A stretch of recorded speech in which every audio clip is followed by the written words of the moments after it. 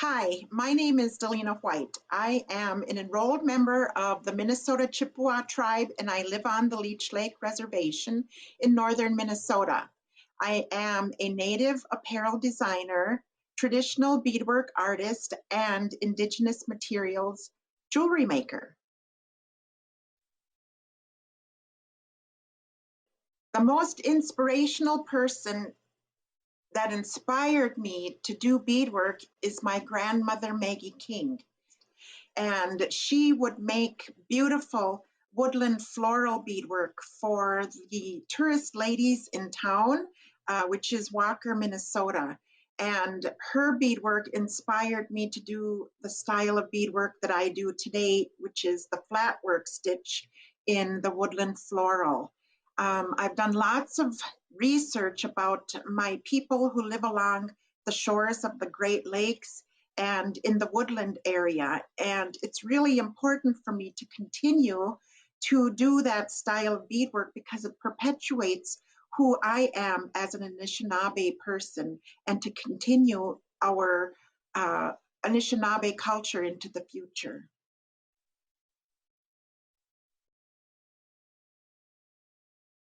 The favorite style of beadwork that I like to do are actually bags. I like to do pipe bags and tobacco bags, handbags. And I started out stringing beads and doing the daisy stitch, but eventually moved on to making hair barrettes and then traditional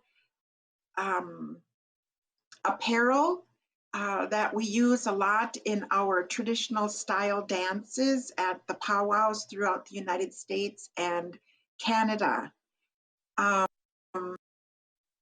My beadwork, what I do is so vast that I do beadwork, and then from my beadwork, I photograph it and work on the computer with graphic applications according to specific measurements, and I create fabric from my beadwork.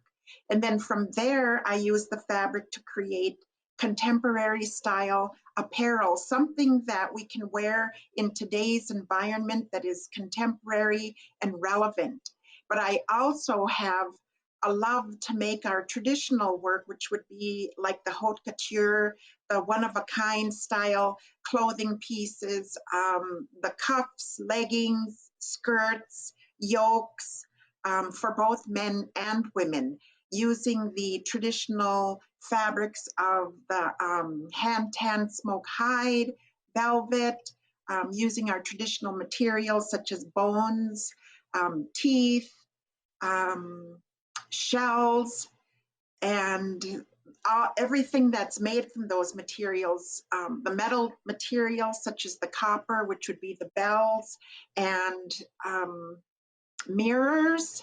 I like to embellish my work with those traditional wares, I guess, materials and items that were at one time considered valuable and are still valuable today because of its rarity.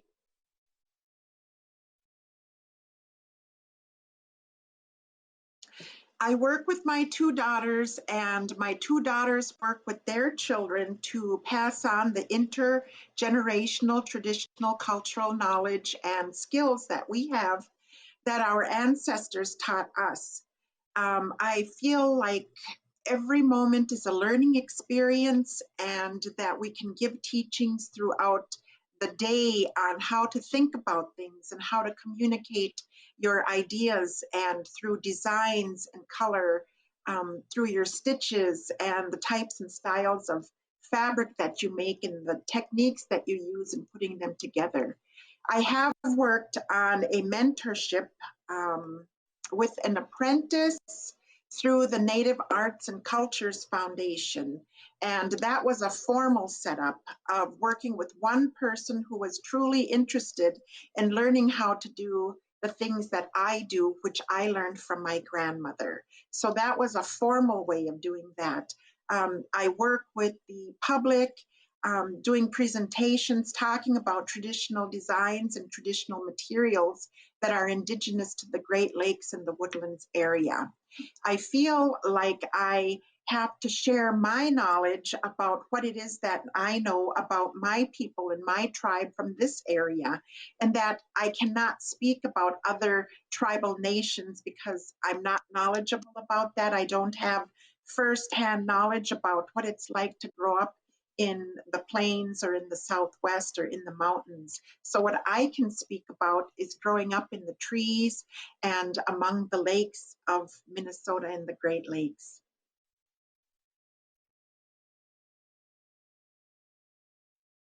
Well, the situation with COVID is a very stark and crazy. And of course, people will talk about it as being uncertain. And in the beginning, it was very scary because of the uncertainty. I didn't know whether I should save or if I should spend. So it was scary in the way that how was I going to plan for the future? Do I continue to purchase material so that I can continue to do my art, or do I sock my money away because I don't know what the future was going to hold and if I was going to need that. So um, that was in the beginning. I went through a time of I guess being fearful, and of course we're isolating.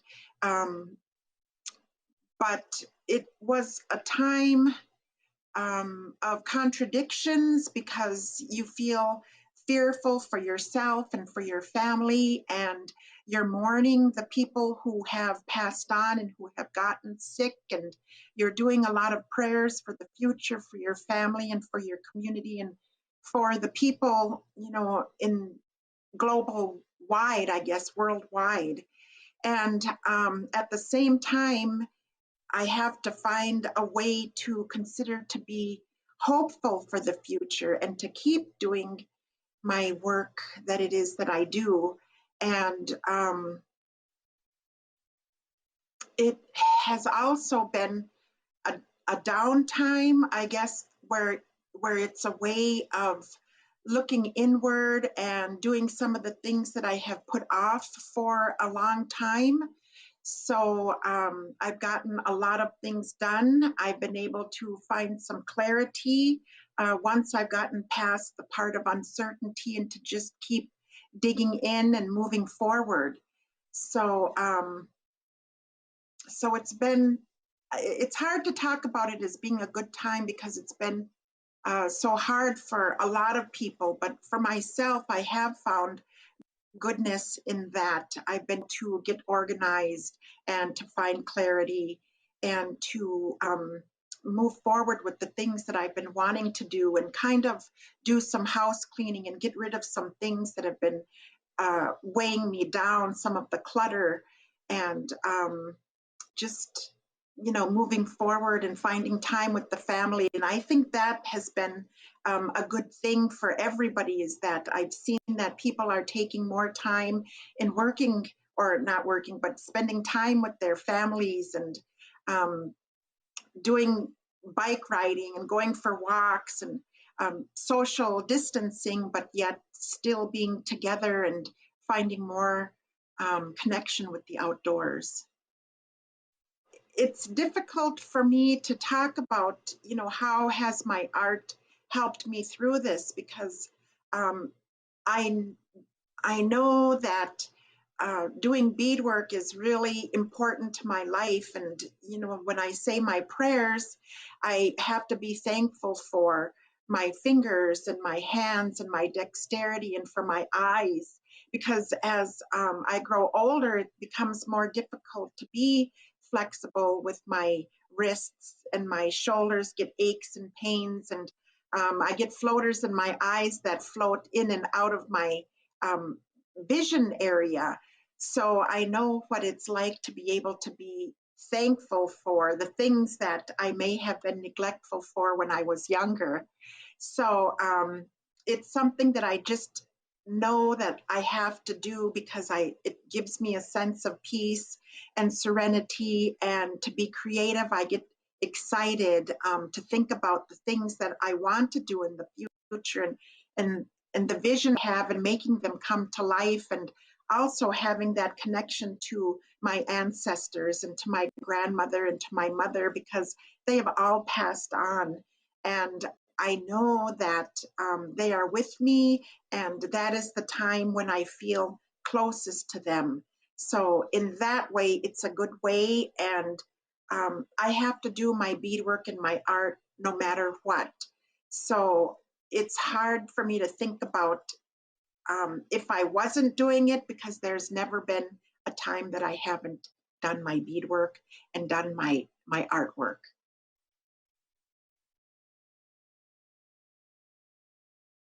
So this is a pipe bag that I made from some original beadwork that I had done. Can I? Nope, it doesn't get any clearer. But anyway, this was probably one of the first flat work pieces that I ever made. And I think it's real ugly. But I was about 19 years old when I made it. And I'm 56 years old today. So I consider it an heirloom piece, and it's really important about, I guess, the beginning of my history and how my beadwork has evolved. And what I did is I made it into a pipe bag for my son, Ningozis, who is a traditional woodland dancer, and he uses it when he dances. And this is a set of aprons that I made for my son as well. So I do a lot of my tedious work. So it's funny when I use like these negative terms, but because for me, it's work. So a lot into this, but what this is actually applique work, and this is wool felt on wool. And then I embellish the sides here with beadwork, and this is like a traditional design. It could be considered like some tracks, and that's how some of our stories have been told to us. Let me go like this. In that when we live our life, we never live in a straight line. We go from side to side, and that's how we jingle dress too. And then we'll go this direction, and then we'll come back. Sometimes we take steps back, and then we move forward again. So that's kind of what this symbolism is. Or you could consider it to be like vines, since we are woodland. So because we live in a landscape of trees and forests and swamps and lakes, that we have a lot of flowers and plant life. So that's why our beadwork has a lot of florals and plant life. And then we embellish it, or I embellish it with the mirrors. And this is the front, and then I've got some horsehair tassels, and then I got these pins of bear tracks that I added to it. I didn't make these, I purchased these. And that's the front, and this is the back. So the back is a different color, but it's still got the same style and design. And then it's got some pieces down here that kind of move around when you dance. And then at the end of those, then I've got horsehair tassels as well. So he's retired this dance outfit, and we always save our dance outfit for our grandchildren and their children, and for our next generations, because they're heirloom pieces.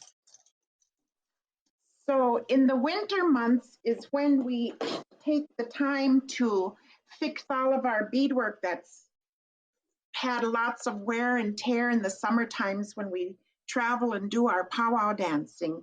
So this is a strap that I made, and it's the strap on a bandolier bag. And I made this for my son as well. So he requires a lot of the traditional work and the traditional beadwork and materials that we used long time ago because he's a traditional dancer. And then here is the bag part of it. And these two pieces here, these flaps, were actually the vamps of moccasins. But, you know, we make do and we create, whoops, hard to see. We create with what we have. And what I did is I sewed his name in the back of his bag just so that he would have it when he grew up. And I should have also sewed in the year that I made it. That was a mistake not doing that. So that would have been, you know, part of the history of it as well. And then I line it in calico.